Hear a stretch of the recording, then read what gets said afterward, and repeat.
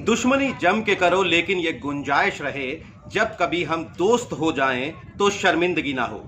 बिहार के मुख्यमंत्री नीतीश कुमार को बशीर बद्र का ये मशहूर शेर आज याद आ रहा होगा और ये शेर याद करते वक्त उनके जहन में होगा प्रधानमंत्री नरेंद्र मोदी का चेहरा। नमस्कार, मैं हूं नीरज और बिहार तक पर आप देख रहे हैं बिहार किसका।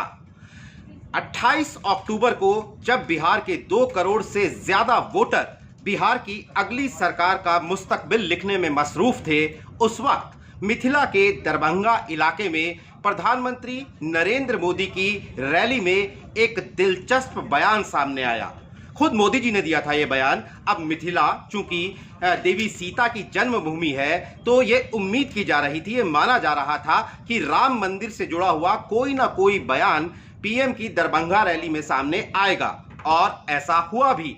लेकिन प्रधानमंत्री ने राम मंदिर से अपना ये जुड़ा हुआ बयान देते देते नीतीश कुमार और बीजेपी के तल्ख रिश्तों की फाइल का एक पुराना पन्ना खोल दिया।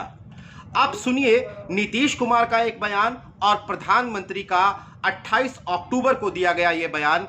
इसके बाद मैं आपको समझाऊंगा कि इन बयानों की ये कहानी क्या है। भाजपा, आरएसएस, ये सबका एक नारा है, राम लला हम आएंगे, मंदिर वहीं बनाएंगे, तारीख नहीं बताएंगे। ये इस मुद्दे को जिंदा रखना चाहते हैं। ये कोई भगवान राम के प्रति श्रद्धा उनके मन में है, ऐसी बात नहीं। उन्होंने भगवान राम के साथ इस प्रकार का व्यवहार किया मानो वो भारतीय जनता पार्टी के सदस्य हो, और भगवान राम के प्रति श्रद्धा नहीं है। वो इस मुद्दे को बनाए रखने के लिए, इसको भुनाने के लिए और लोगों के मन में जो भगवान के राम के प्रति जो भावना है उसका वो इस्तेमाल करना चाहते हैं। आज मां सीता अपने नैहर को तो प्रेम से निहार ही रही होगी, अयोध्या पर भी आज यहां की नजर अवश्य होगी। सदियों की तपस्या के बाद अब आखिरकार अयोध्या में भव्य राम मंदिर का निर्माण शुरू हो गया है।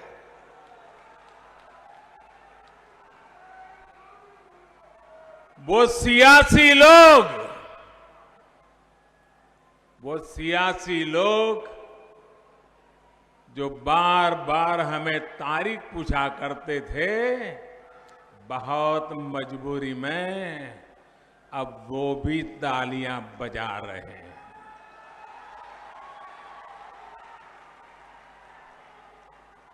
मां सीता के इस क्षेत्र में आकर मैं यहां के लोगों को राम मंदिर निर्माण की बहुत बहुत बधाई देता हूं, क्योंकि आप उसके प्रमुख हकदार हैं। दरअसल नीतीश कुमार का यह बयान है 3 दिसंबर 2015 का, जब वो बिहार में लालू यादव के साथ सरकार बना चुके थे और नरेंद्र मोदी के साथ उनकी दुश्मनी अपने चरम पर थी। उस वक्त बीजेपी और प्रधानमंत्री नरेंद्र मोदी के खिलाफ लगभग अपने हर पब्लिक अपीयरेंस में नीतीश कुमार बयान दिया करते थे।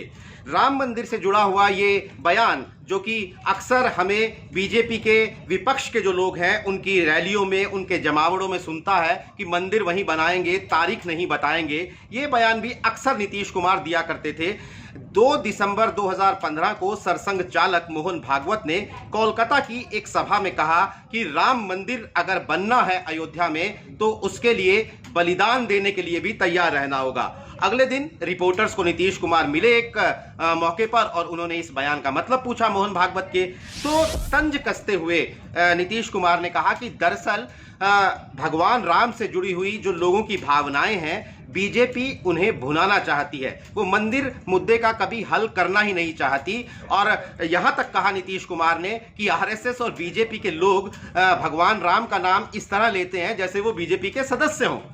उस वक्त शायद नीतीश कुमार जैसा सीजन्ड पॉलिटिशियन, पुराना सियासतदान भी ये बात भूल गया था कि सियासत में कोई भी रिश्ते जो हैं वो स्थायी नहीं होते, ना दुश्मनी ना दोस्ती, वरना वो प्रधानमंत्री नरेंद्र मोदी के खिलाफ और बीजेपी के खिलाफ ये बयान क्यों देते।